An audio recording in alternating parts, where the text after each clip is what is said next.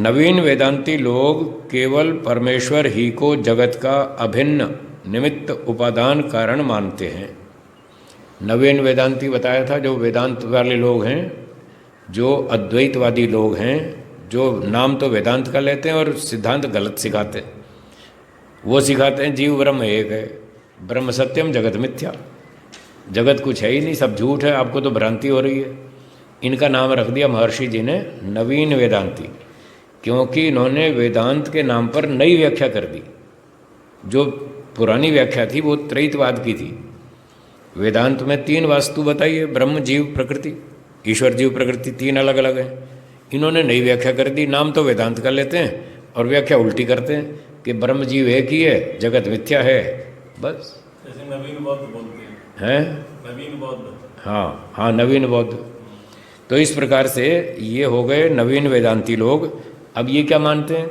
ये मानते हैं कि परमेश्वर ही जगत का निमित्त कारण है और वही का वही उपादान कारण है। अभिन्न, अभिन्न मतलब एक ही वस्तु, अलग अलग नहीं। वैदिक धर्म वाले तो निमित्त कारण ब्रह्म को मान रहे हैं, उपादान कारण प्रकृति को मान रहे हैं, दोनों को अलग अलग मान रहे हैं। निमित्त कारण जगत का ब्रह्म और उपादान प्रकृति, ब्रह्म अलग प्रकृति अलग, वो 2 अलग अलग मान रहे हैं।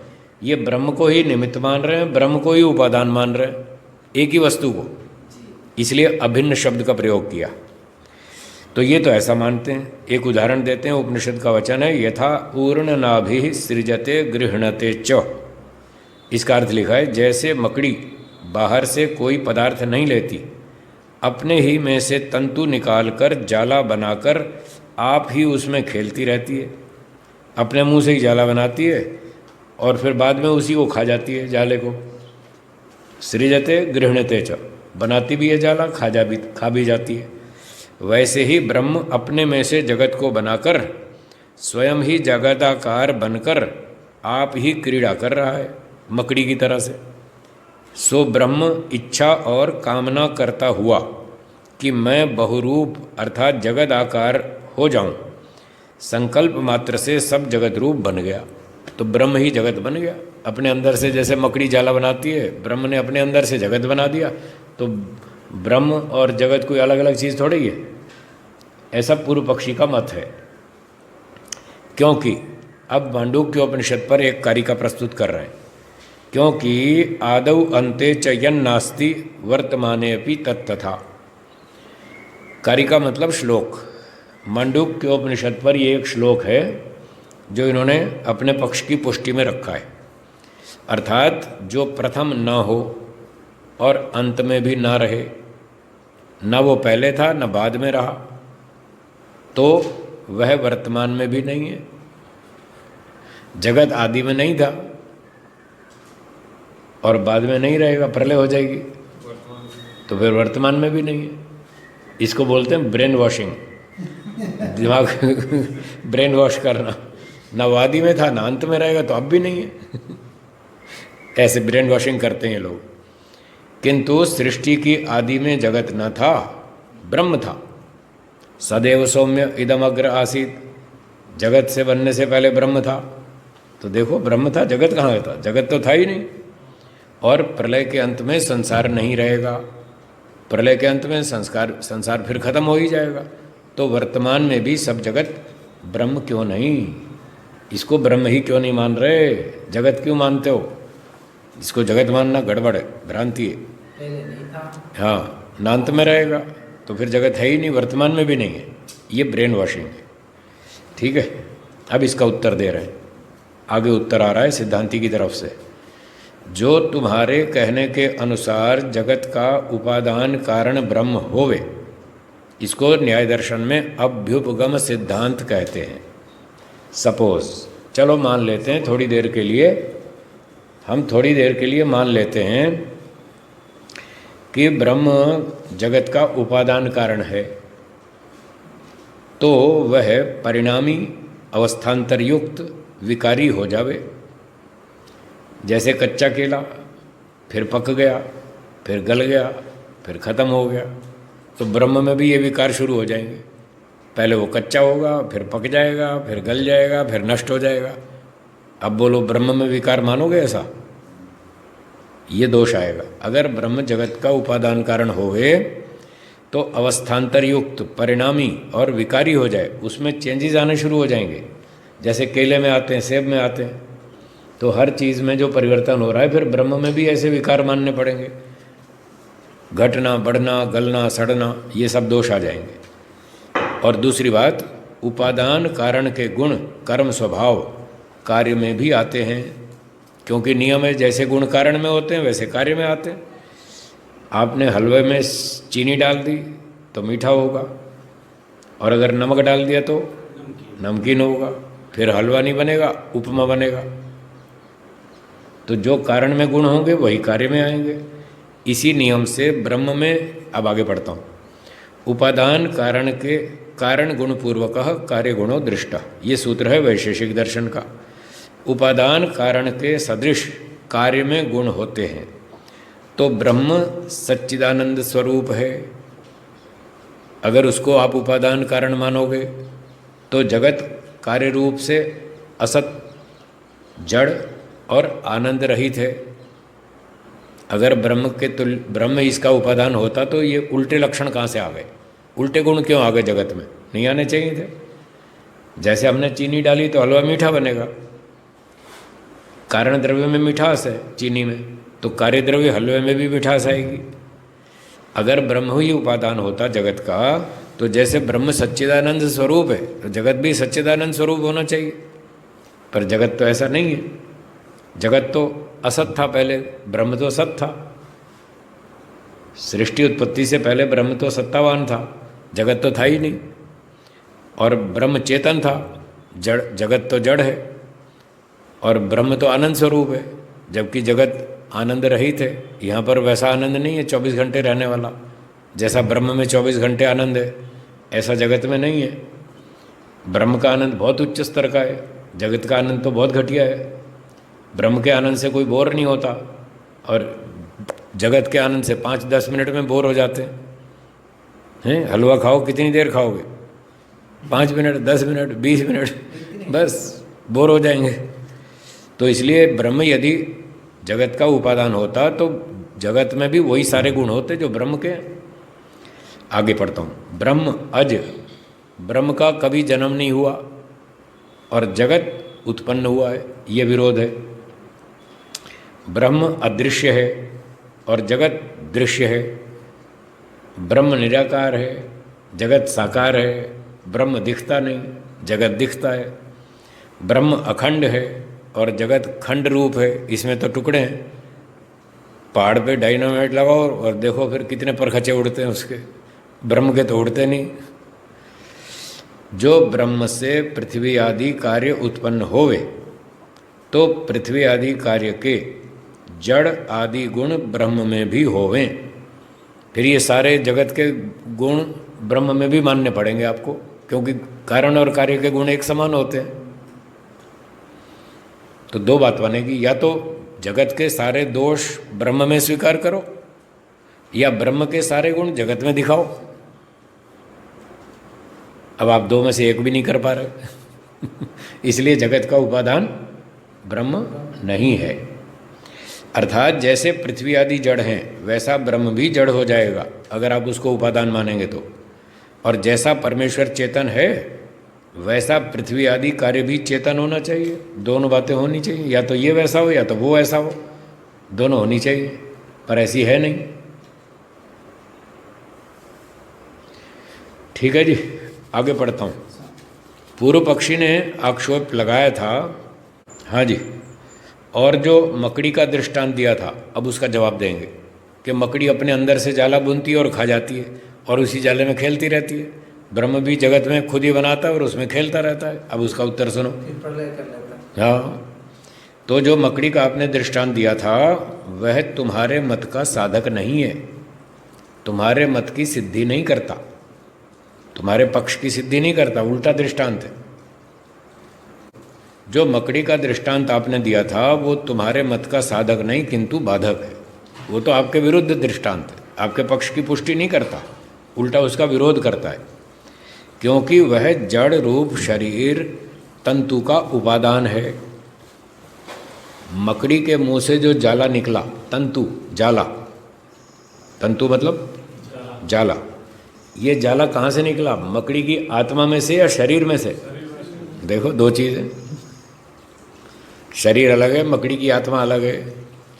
जो जाला निकला वो मकड़ी की आत्मा में से निकला या मकड़ी के शरीर में से? तो शरीर उपादान हुआ, आत्मा निमित्त हुआ, दोनों अलग अलग है।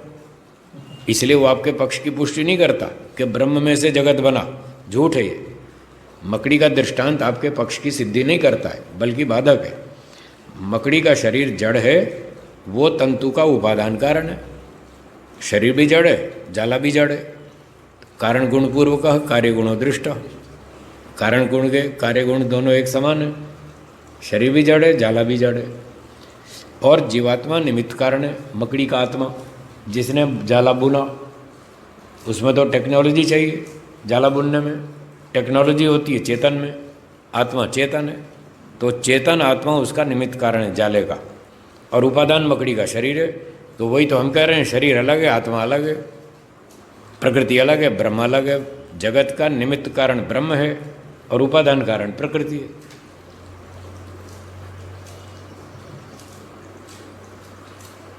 ठीक है जी। और यह भी परमात्मा की अद्भुत रचना का प्रभाव है। देखो परमात्मा ने कैसी अलग अलग कलाकारी बनाई है। किसी के 2 पाँव बनाए, किसी के 4 बनाए, किसी के 6 बनाए, किसी के 8 बनाए, किसी के और 50-20 बना दिए। किसी के पाँव बनाए ही नहीं सांप के, पेट से ही चलो। तो किसी के कैसी रचना, किसी की कैसी रचना। तो ये परमात्मा की अद्भुत रचना का प्रभाव है, क्योंकि अन्य जंतु के शरीर से जीव तंतु नहीं निकाल सकता, मकड़ी में से ही निकालता है। बकरी के पेट में से नहीं निकाल सकता बकरी का आत्मा तंतु नहीं निकाल सकता, मकड़ी का निकाल सकता है। ईश्वर की रचना है, विचित्र कलाकारी है उसकी। वो कर्म फल अनुसार अलग अलग रचना ईश्वर ने बनाई है। तो मकड़ी के ही शरीर से जीवात्मा तंतु निकाल सकता है, अन्य जंतु के शरीर से तंतु को नहीं निकाल सकता, बकरी आदि के। वैसे ही व्यापक ब्रह्म ने अपने भीतर व्याप्य प्रकृति और परमाणु कारण से स्थूल जगत को बनाकर बाहर स्थूल रूप कर आप उसी में व्यापक होके साक्षीभूत आनंदमय हो रहा है। तो इसलिए ईश्वर निमित्त कारण है, उसने अपने अंदर से प्रकृति में से जगत बनाया और उसी में वो व्यापक है और अपना आनंद ले रहा है। उसको क्या दिक्कत है? उसको कोई दिक्कत नहीं, वो सदा आनंद में रहता है। इसलिए जगत का उपादान कारण ब्रह्म नहीं बल्कि प्रकृति है। ये सार निकला सारी चर्चा का। ठीक है जी। अच्छा, आगे चलते हैं। और जो परमात्मा ने ईक्षण अर्थात दर्शन, विचार और कामना की कि मैं सब जगत को बनाकर प्रसिद्ध होऊं, अर्थात जब जगत उत्पन्न होता है तभी जीवों के विचार, ज्ञान, ध्यान, उपदेश, श्रवण में परमेश्वर प्रसिद्ध और बहुत स्थूल पदार्थों से सह वर्तमान होता है। जब प्रलय होता है तब परमेश्वर और मुक्त जीवों को छोड़ के उसको कोई नहीं जानता। तो यहाँ देख लीजिए, मुक्त जीव होश में है, परमेश्वर और मुक्त आत्माएं होश में हैं। बाकी जगत को, प्रलय को कोई नहीं जानता, सिर्फ यही 2 लोग जानते हैं, एक परमात्मा और एक मुक्त जीव। और जब सृष्टि बनती है तो परमात्मा ये जगत को बनाकर जगत में व्यापक है, और वो सृष्टि बनाने से पहले ये कामना करता है, विचार करता है। क्या करता है? अब मैं जगत को बनाऊंगा और लोगों को उपदेश करूंगा, भाइयों अच्छे काम करो, बुरे काम मत करो, पिछले कर्मानुसार फल दूंगा और कहूँगा मोक्ष में जाओ, यहाँ लड़ाई झगड़े मत करो, अंडे मांस मत खाओ, चोरी मत करो, शराब मत पियो, जुआ मत खेलो, इनका भला करूँगा, इनको अच्छी अच्छी बात सिखाऊंगा, बुराई से बचाऊंगा और अपने बारे में बताऊंगा कि मैं ईश्वर हूँ, मैं दुनिया का मालिक हूँ, मैं यहाँ का राजा हूँ, तुमको मोक्ष में जाना हो तो मेरे पास आ जाओ। एक सेठ ने कहा, गरीब बस्ती में लोग बेचारे ठंड में मर रहे थे, ठंड का मौसम था, उनके पास कंबल बिस्तर कम थे। तो सेठ जी सुबह 10 बजे गया वहाँ बस्ती में, जाके उसने बोला, भाई शाम को मेरे घर में शाम को 4 बजे कंबल बटेंगे, तुमको जिस को चाहिए मेरे घर आ जाना, शाम को 4 बजे आके ले जाना। बताओ इसमें क्या बुराई है? कोई बुराई है? सेठ के पास संपत्ति है, कंबल है, वो बांटना चाहता है, लोगों को ज़रूरत है, वो कहता है आओ और ले जाओ। ईश्वर भी कहता है मेरे पास मोक्ष है, आपको चाहिए तो आके ले जाओ, इसमें क्या बुराई है? आना तुमको पड़ेगा, आलसियों को नहीं दूंगा, आलसियों को नहीं दूंगा, जो मेहनती होंगे उनको दूंगा, आओ और ले जाओ। ईश्वर भी कहता है आओ और मोक्ष ले जाओ, नहीं आओगे तो नहीं दूंगा, तुम जानो। तो इस प्रकार से ईश्वर कामना करता है मैं जगत बनाऊंगा और प्रसिद्ध हो जाऊंगा, सबको बताऊंगा मैं जगत का मालिक हूँ, मेरे पास आओ और ले जाओ। और जब जगत बना देता है परमेश्वर प्रसिद्ध और बहुत स्थूल पदार्थों के साथ वर्तमान होता है। ये सारे स्थूल पदार्थ भी बना दिए और ईश्वर भी व्यापक है ही। जब प्रलय हो जाती है तब फिर बद्ध आत्मा सब सो जाते हैं बेहोश, उनको कुछ नहीं मालूम, वो बेहोश पड़े रहते हैं। जैसे ऑपरेशन थिएटर में रोगी को ऑपरेशन के समय बेहोश कर देते हैं, ऐसे कोई दुख नहीं, कोई सुख नहीं। कुछ नहीं, सुख भी नहीं, दुख भी नहीं, कुछ भी नहीं, जीरो, बेहोश की तरह। सोते हैं तो कोई सुख की अनुभूति हो रही है। सोते समय तो सुख की अनुभूति होती है, प्रलय सुषुप्ति नहीं है, बेहोशी है, वो बेहोशी है।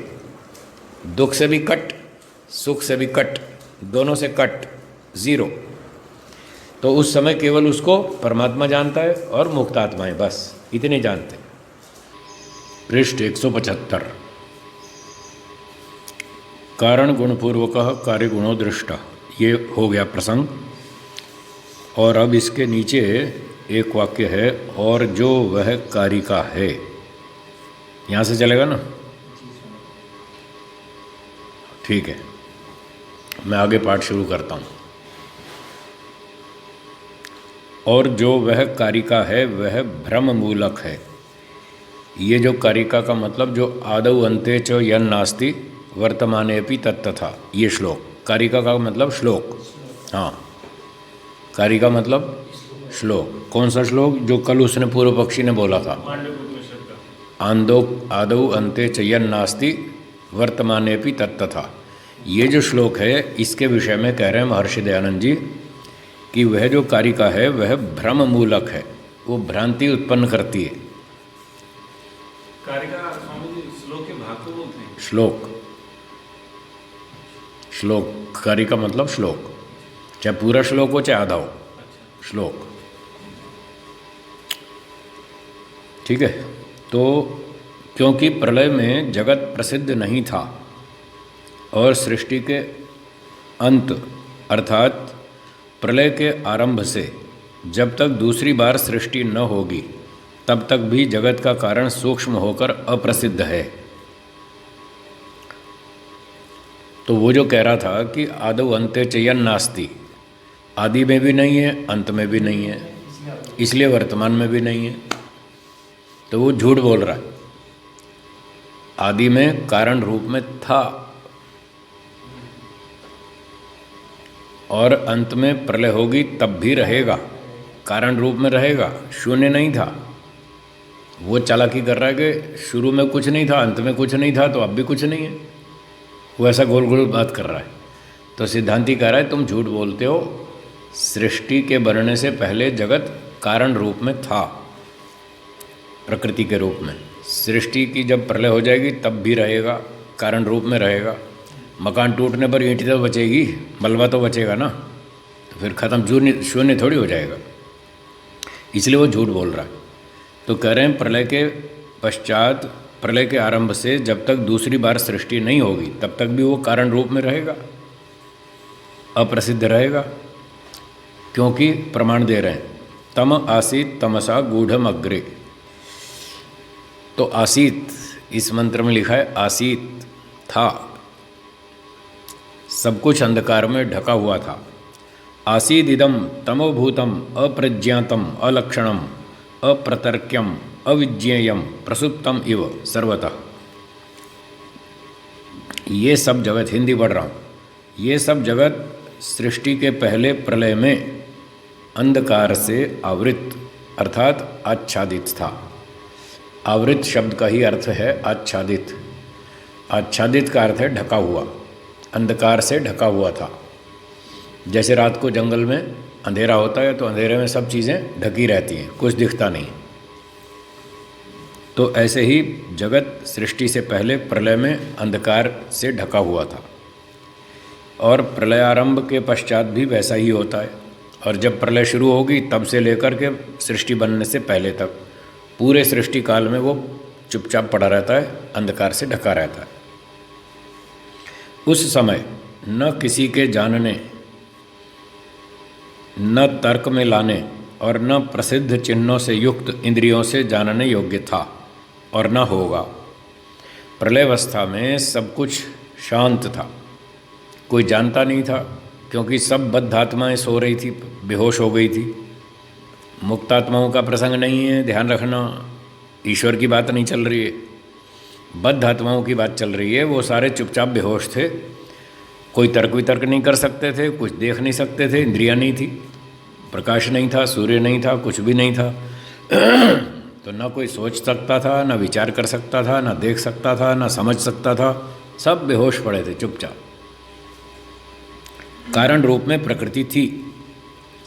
तो इसी प्रकार से जैसे सृष्टि बनने से पहले वो चुपचाप पड़ा था, ऐसे ही सृष्टि का जब प्रलय हो जाएगा उसके बाद भी वैसा ही चुपचाप पड़ा रहेगा। जब तक दोबारा सृष्टि नहीं बनेगी तब तक चुपचाप पड़ा रहेगा, शांत।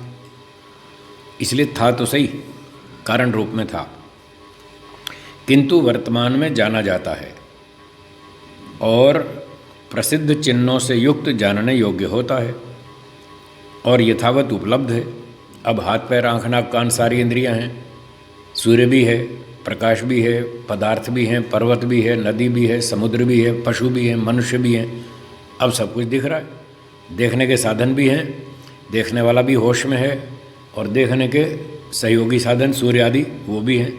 इसलिए अब सब दिख रहा है, प्रत्यक्षादि प्रमाणों से अब सब सारा सिद्ध हो रहा है। पुनः उस कारिकाकार ने वर्तमान में भी जगत का अभाव लिखा, सो सर्वथा अप्रमाण है। अब तो प्रत्यक्षादि प्रमाणों से सब दिख रहा है, रोटी है, कपड़ा है, मकान है, कार है, दीवार है, सब कुछ दिख रहा है। अब कैसे अभाव कह रहा है? झूठ बोलता है वो। सब कुछ प्रमाण से सिद्ध है, उसकी बात अप्रामाणिक है। क्योंकि जिसको प्रमाता प्रमाणों से जानता और प्राप्त होता है वह अन्यथा कभी नहीं हो सकता। अन्यथा मतलब झूठा। जिसको प्रमाता चेतन, आप और हम चेतन हैं, हम आत्मा हैं, हम प्रमाता हैं, हम जगत को जानते हैं, जगत प्रमेय है और आँख आदि इंद्रियां प्रमाण हैं। प्रमाता इंद्रियों से प्रमाणों से जगत को जान रहा है। तो जिसको प्रमाता प्रमाणों से जानता है, प्राप्त हो रहा है, उसको देख रहा है, समझ रहा है, भोग कर रहा है, सारी चीज़ों का लाभ ले रहा है, तो वो अन्यथा कभी नहीं हो सकता। वो झूठ नहीं हो सकता, वो सत्य है, वो अभाव नहीं है, सत्तात्मक है। ठीक है जी। इसलिए वो जो श्लोक वाला है वो झूठ बोल रहा है कि जो अब भी नहीं है। हाँ जी। हैं? ये उपनिषद का नहीं है। उपनिषद पर किसी दूसरे व्यक्ति ने झूठ व्याख्या की है। ये व्याख्या वचन है, उपनिषद का वचन नहीं है। मांडूक्य उपनिषद पर किसी ने श्लोक लिखा व्याख्याकार ने, और वो अद्वैतवादी है, उसका श्लोक है ये, उपनिषद का नहीं है।